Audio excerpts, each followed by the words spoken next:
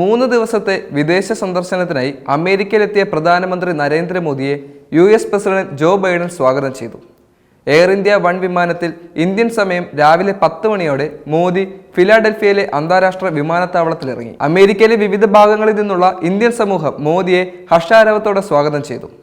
US പ്രസിഡന്റിന്റെ വസതിയിൽ നടക്കുന്ന കൂടിക്കാഴ്ചയിൽ മോദിയും ജോ ബൈഡനും ഇന്ത്യ US സമഗ്ര ആഗോള തന്ത്രപരമായ പങ്കാളിത്തം കൂടുതൽ ആഴത്തിലാക്കാനുള്ള പുതിയ പാതകൾ ഇരു നേതാക്കളും അവലോകനം ചെയ്തതായും കണ്ടെത്തുകയും ചെയ്തു. ബൈഡൻ ആതിഥേയത്വം വഹിക്കുന്ന ക്വാഡ് ഉച്ചകോടിയിലും മോദി പങ്കെടുത്തു.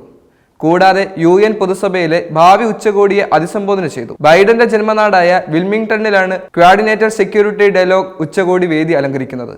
ഓസ്ട്രേലിയ, ഇന്ത്യ, ജപ്പാൻ, US എന്നീ രാജ്യങ്ങൾ ഉൾപ്പെടുന്ന തന്ത്രപ്രധാന സഖ്യമാണ് ക്വാഡ്. നരേന്ദ്രമോദിക്ക് പുറമെ ഓസ്ട്രേലിയൻ പ്രധാനമന്ത്രി ആന്റണി അൽബാനീസ്, ജപ്പാൻ പ്രധാനമന്ത്രി ഫുമിയോ കിഷീദ എന്നിവരും ഉച്ചകോടിയിൽ പങ്കെടുക്കും. ആദ്യമായാണ് ബൈഡന്റെ ജന്മനാടായ വിൽമിംഗ്ടണിലേക്ക് ആഗോള നേതാക്കളെ ക്ഷണിക്കുന്നതെന്ന് ഇത്തവണ ശ്രദ്ധേയമായ ഒരു കാര്യമാണ്. സന്ദർശനത്തിന്റെ 2ാം ദിനത്തിൽ മോദി ന്യൂയോർക്കിലെത്തും. തുടർന്ന് ന്യൂയോർക്കിലെ ഇന്ത്യൻ സമൂഹത്തെ അഭിസംബോധന ചെയ്യും. അമേരിക്കൻ ബിസിനസ് നേതാക്കളുമായും മോദി സംവദിക്കും. 23-ന് ന്യൂയോർക്കിലെ UN പൊതുസഭയിലെ ഭാവി ഉച്ചകോടിയെ അഭിസംബോധന ചെയ്യും. ഒരു നല്ല നാളേക്കായി ബഹുമുഖ പരിഹാരങ്ങൾ എന്ന ആശയത്തിലൂന്നിയാണ് ഉച്ചകോടി നടക്കുക.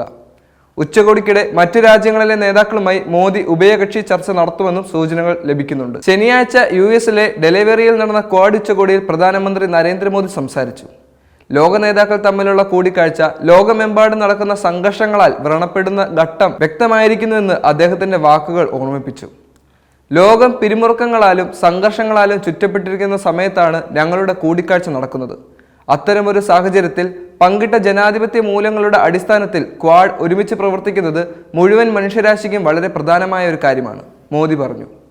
ക്വാഡ് സഖ്യം ആർക്കും എതിരല്ല, മറിച്ച് നിയമങ്ങൾ അടിസ്ഥാനമാക്കിയുള്ള അന്താരാഷ്ട്ര ക്രമം, പരമാധികാരം, പ്രാദേശിക അഖണ്ഡത എന്നിവയോടുള്ള ബഹുമാനം, എല്ലാ പ്രശ്നങ്ങളുടെയും സമാധാനപരമായ പരിഹാരം എന്നിവയെ പിന്തുണയ്ക്കുന്ന ഒരു സഖ്യമാണെന്നും ഉച്ചകോടിയിൽ ഉദ്ഘാടന പ്രസംഗം നടത്തിക്കൊണ്ട് പ്രധാനമന്ത്രി കൂട്ടിച്ചേർത്തു. ആരോഗ്യം, കാലാവസ്ഥാ വ്യതിയാനം, സുരക്ഷ, വളർന്നുവരുന്ന സാങ്കേതിക വിദ്യ, വികസനം തുടങ്ങിയ മേഖലകളിൽ ഇന്ത്യൻ സഖ്യം ഇതിനകം തന്നെ മുൻകൈ എടുത്തിട്ടുണ്ടെന്നും പ്രധാനമന്ത്രി പറഞ്ഞു.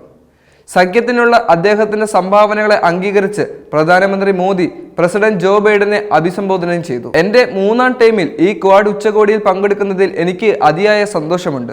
നിങ്ങളുടെ നേതൃത്വത്തിൽ 2021-ലെ ആദ്യ ഉച്ചകോടി സംഘടിപ്പിച്ചു, അദ്ദേഹം പറഞ്ഞു.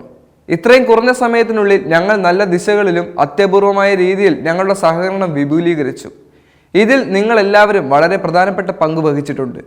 ക്വാഡിനുള്ള നിങ്ങളുടെ പ്രതിബദ്ധതയ്ക്കും സംഭാവനയ്ക്കും ഞാൻ എൻ്റെ ഹൃദയത്തിന്റെ അടിത്തട്ടിൽ നിന്നും നന്ദി പറയുന്നു. 2025-ൽ ഉച്ചകോടിക്ക് ഇന്ത്യൻ ആതിഥ്യം വഹിക്കുന്നതിൽ സന്തോഷമുണ്ടെന്നും പ്രധാനമന്ത്രി കൂട്ടിച്ചേർത്തു. ക്വാഡ് ഉച്ചകോടിക്കായി 3 ദിവസത്തെ സന്ദർശനത്തിനാണ് മോദി US-ലെത്തിയത്. ഉഭയകക്ഷി ചർച്ചകൾ നടത്തുന്നതിനായി ഉച്ചകോടിക്ക് മുമ്പ് അദ്ദേഹം പ്രസിഡന്റ് ജോ ബൈഡനെ അദ്ദേഹത്തിന്റെ വസതിയിൽ കണ്ടു.